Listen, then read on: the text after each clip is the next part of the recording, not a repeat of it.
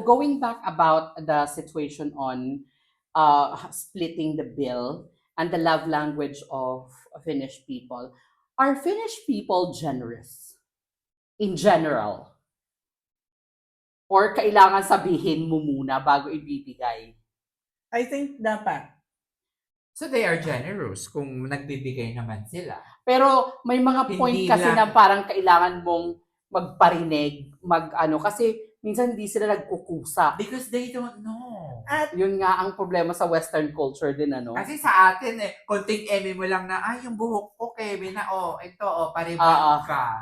Diba? Ganon, dito parang, yung hair ko. So may problema ba? Or ano bang gusto mo? ano, Gusto mo, kailangan talaga i-spill out mo sa kanila, di ba? Tayong mga may- Pilipino, mahilig tayo sa mga ganon, di ba? Lumilipis pa ang buhok mo, hindi yung, pwedeng pera pang pariban.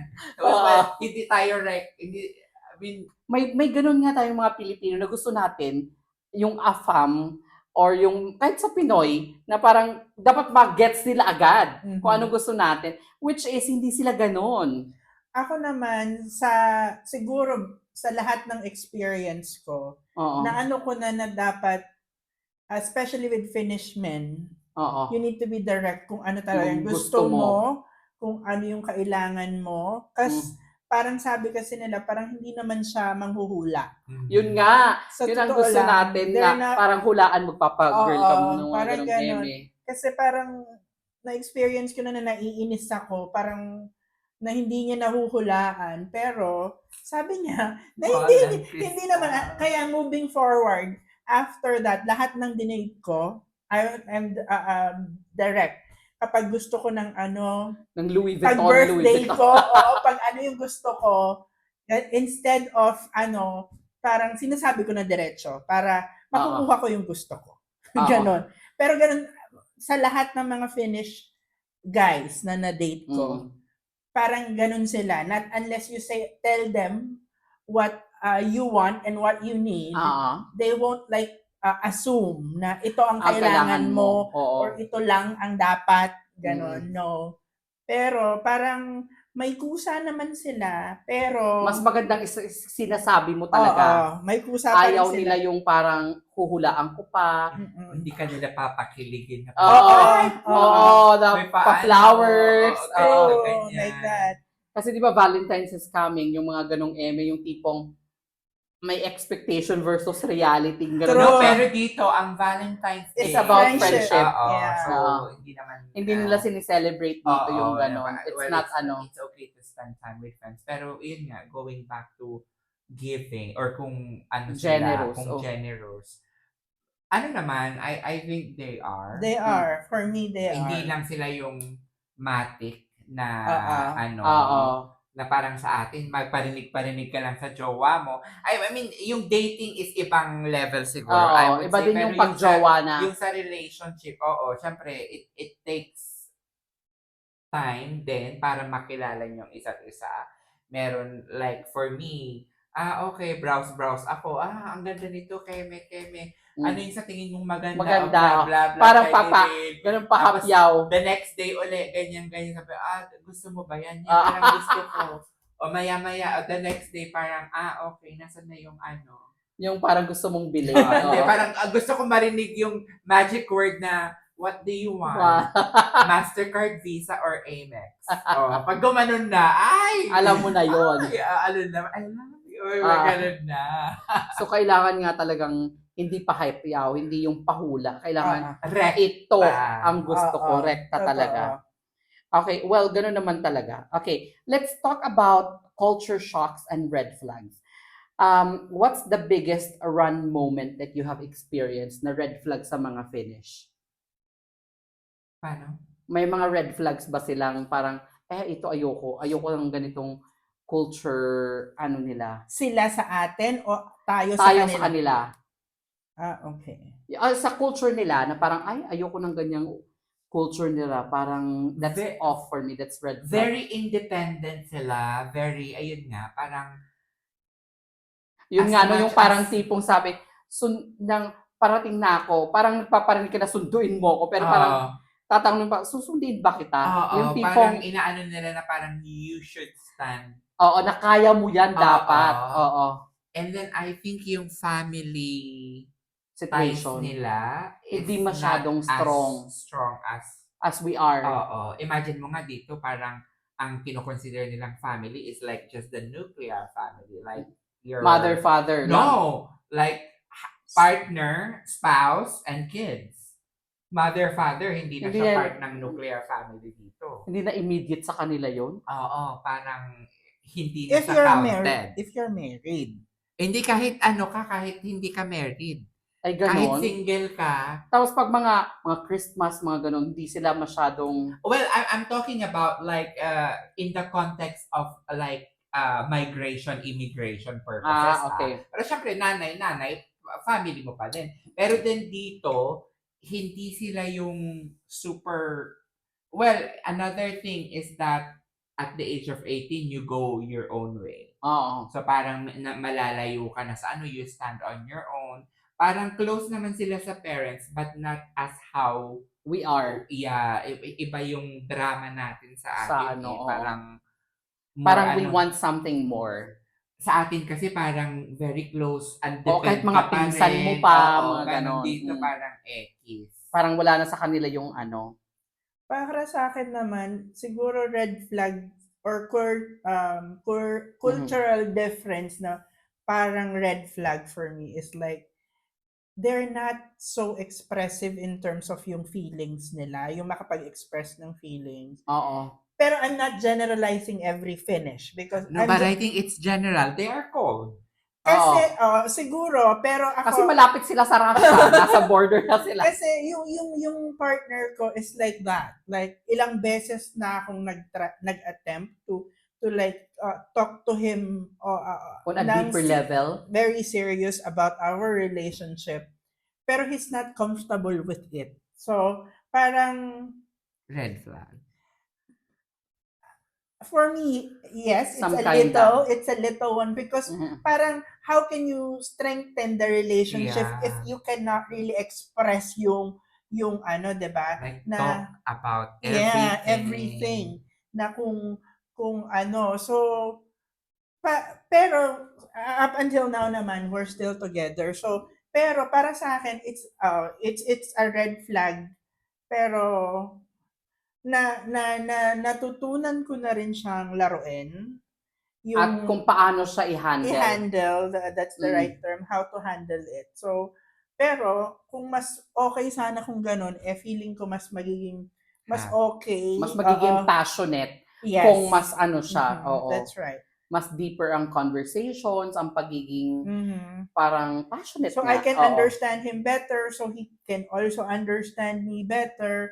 And yung connection is magiging deeper. Oo. And then, but, naiintindihan ko siguro kasi nga, that's the way how they are raised. Mhm. Kaya, or maybe he was raised. Because Mm. not everyone. So, kaya, True. yun. Ikaw, parang agree. Yun nga, yung ano sa kanila, yung sa ties and all, Mm. parang hindi sila ganun ka-close. Although may relationship, may ano naman, pero hindi lang yung parang as how we are. Mhm.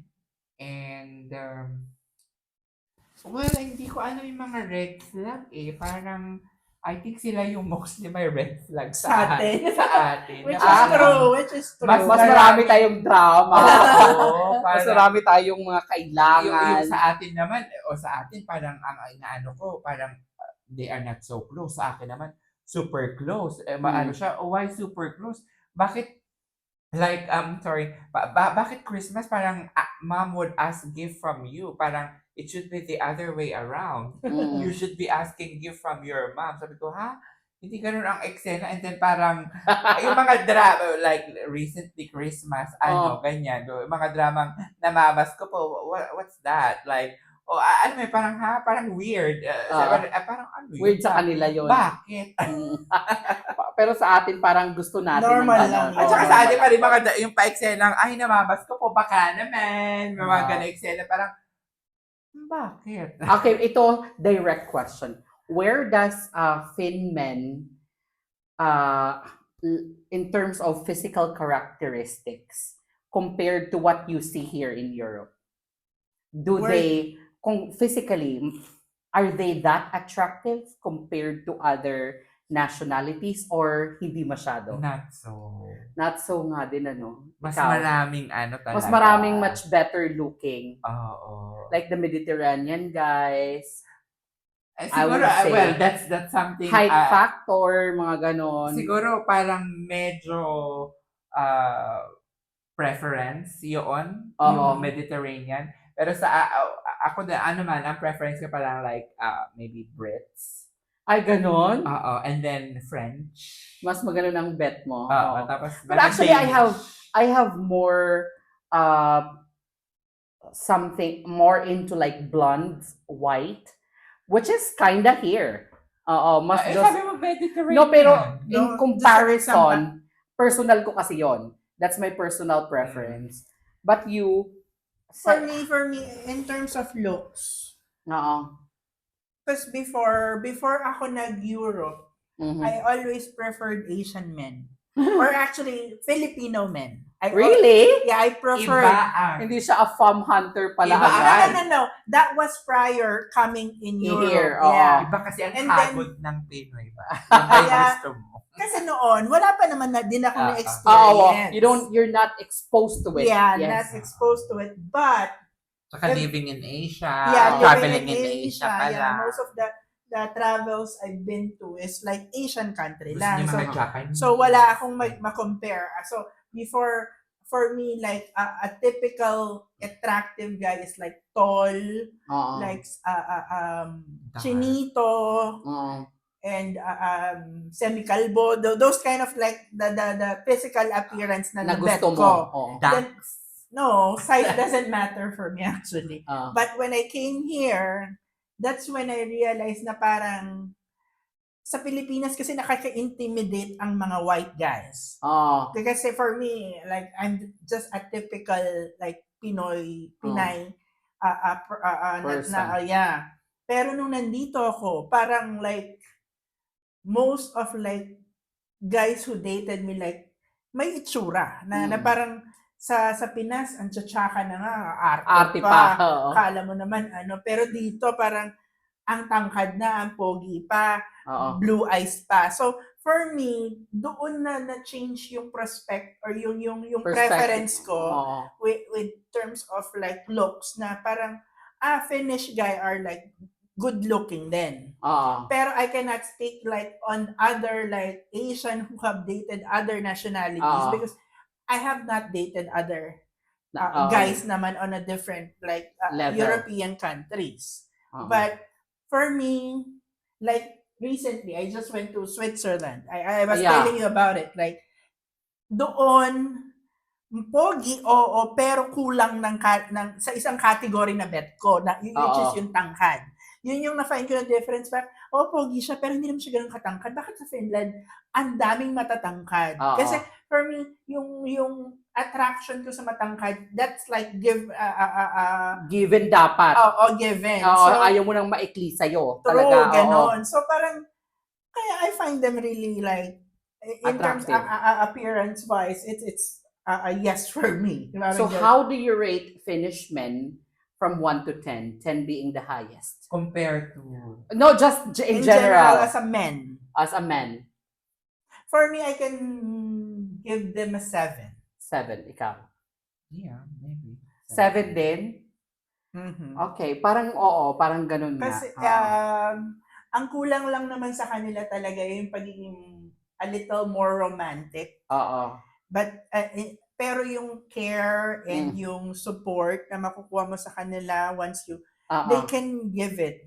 And then, passionate din naman sila kapag so, overall, like 7 is a good ranking for Are Finnish men. Finnish men into physical characteristics rather than personality or the other way around? You think? how do we gauge that? Kasi 'di ba, sometimes physically attracted lang. Tapos moving forward, personality matters in, in moving forward into it. My Or take on maybe that physical siguro, sila. my take on that siguro, it begins with Physical attraction, oo. I think, Given na yon. oo, parang ganun. But does personality matter to a Finnish guy?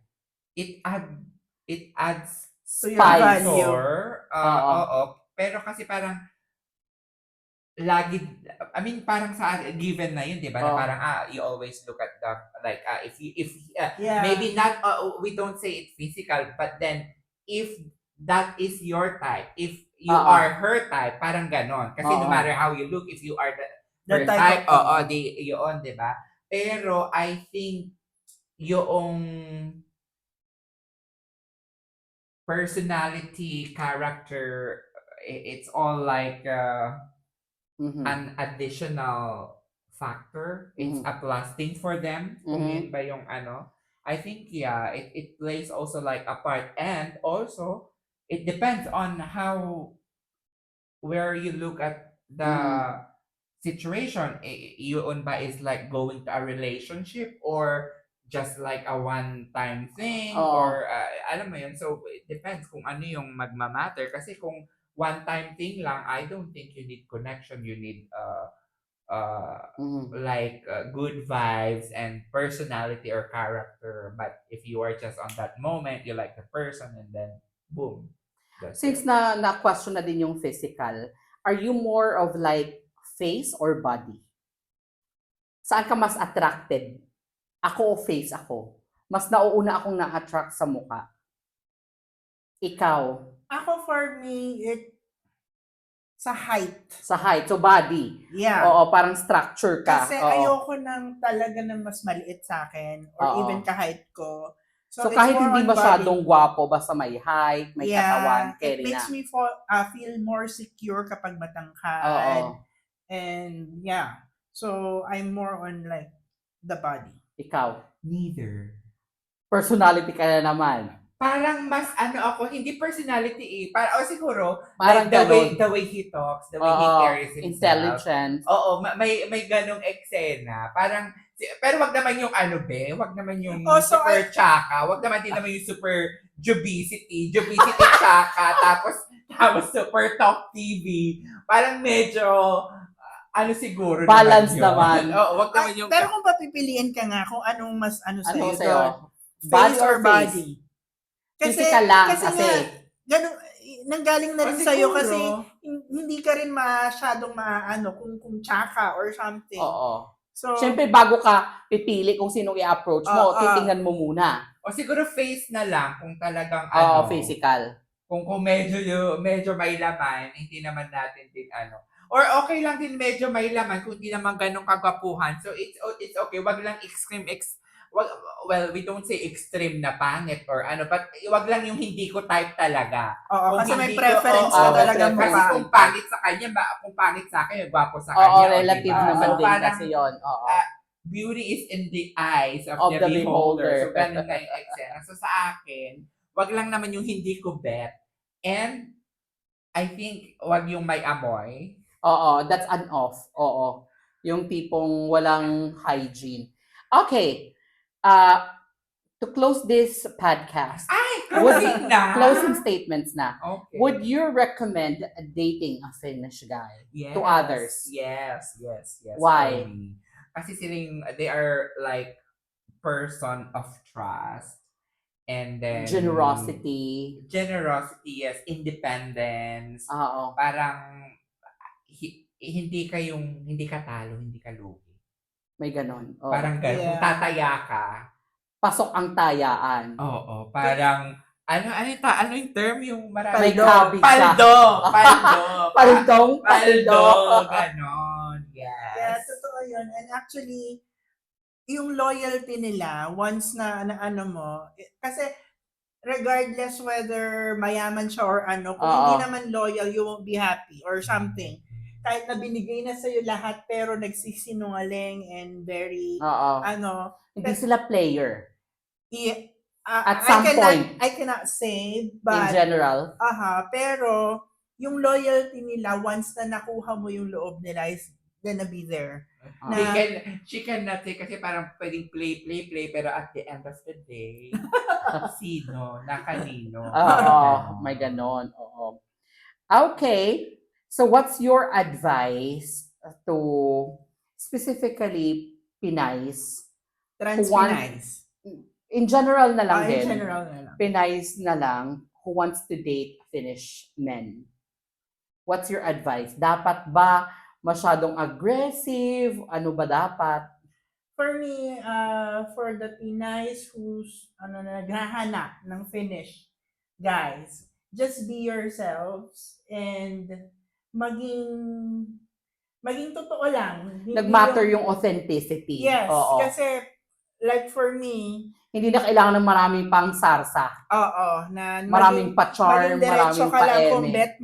bet mo, go, ilaban mo. Kung Oo. hindi ka bet, sasabihin naman nila sa'yo. Oo. Or i-ghost ka nila. O di at least tapos na. Just Move on be to the yourself. next. Hanap lang ulit. Pero, yeah, yun lang ang maging totoo ka lang the way how you, hindi yung pakita ka ng ganito, yung, 'di ba? Meron tayong kaibigan before, it's just like na pasiklab dito, pasiklab diyan, pero Ang it ending. end ups na iniwan pa rin siya. Oo. So, and then eventually now na nagpakatotoo siya, Mas maganda. ngayon, taken na siya. Taken na siya. So, happy Mm. na siya. So, parang, You don't need to be pretentious yeah, to get a guy. pagiging authentic talaga is something that is, Kasi in the long run, magmamatter pa rin talaga yung authenticity kung how you are. yes. And I think you yourself, you wouldn't be happy. And then that transpires like sa relationship na parang may full of tinatago. ano ka, Oo. ganito, Oo. ganyan. So, magmamanifest din yun sa relationship. So, parang, and on addition to that, I think tanggalin natin sa mindset yung afam, sagot Good sa sa kahirap. kahirapan. Oo, tanggalin muna If- yung mindset na yon if- before entering into that situation. Or if if you are considering it in a context na asawahin mo para yumaman ka or something, siguro like a Finnish guy, maybe a stepping stone, but then a Finnish guy din parang they look down to people sa wala Pag kang ganun. ginagawa, Oo, that's true. umaasa ka lang, na Oo. parang what kind of Kasi nga person very are independent you? sila. Oo, parang ganun. So parang medyo din sila na parang, oops, wait lang. Oo. Parang, That's a red flag for us. Oo, parang may ganun. But then, kung asawahin, and then, alam mo, you do your thing, you persevere, you wanna do something, you work hard, that's, I think, okay to use afam sagot sa kahirapan. But then if you just want na, okay, asawahin ko para yumaman, or Parang yun lang. relationship for comfort or love, mas magandang unahin muna yung love, tapos find the comfort in between. Kasi sino ba naman ang jojowa ng ikaw pa ang bubuhay, di ba? Parang wrong din naman. Dito Walang sila, ganon. parang Very, saka- sila, sa kanila yun. At saka in general, most of the AFAMs now are matalino na. Oo. Hindi na sila yung like the AFAM before na mga stories. Na pwede mong lukulukuhin. Bulabulahin, now, they learn maybe because of the stories din na mga nangyari sa mga... So, hindi rin sila madaling lukuhin, no? Yung mga Finnish. Kasi they're very intellectual. Finland has the best education ever. Yeah, one of the best. Yeah, one of the best. And totoo yun.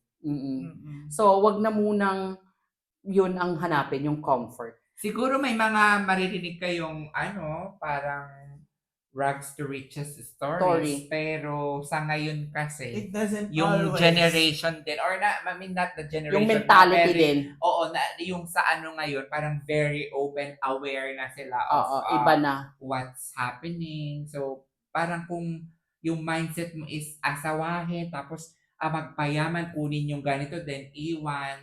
I think very, I hope you get successful, pero parang mahirap yung ganong atake. Parang hindi siya realistic dito, na parang ay budulin. Pero may mga cases din naman may budol is real pa rin. Okay, this is the last and final question. So you have to finish the sentence in just one word. Dating in Finland is? Dating in Finland is... Magnificent ba? Extravagant? Ano ba? Ako na lang muna. For Date- me, it's fun. Oh, wow. That's nice. Dating here is fun. Fun. Oh, ikaw? I don't know. Siguro one word. One word. Dating here is well, fun, yeah, but Serious? Comfortable? maybe Connection? dating. Yeah, I think I would say dating here is serious. Oo. I mean, sa experience ko Oo. na parang like real dating. So, Oo. yun. But then meeting is for me This, Is is really fun. fun. Yeah. That's kasi true. for me, fun, it's, kasi dun ko na-express yung, Yung sarili mo. that's Without why hesitations. that's right. Walang takot. Walang second thoughts, walang no holds barred. na-express mo lahat Oo. yung femininity na parang hinahanap ko, kaya I find it very fun and good na I started like nakita ko yung mga serious guys na na-date ko dito. Okay. So, Thank you so much, Veronica, and of course, Georgina, for sharing your thoughts. you're much And this will welcome. continue with our Femme Hunter podcast with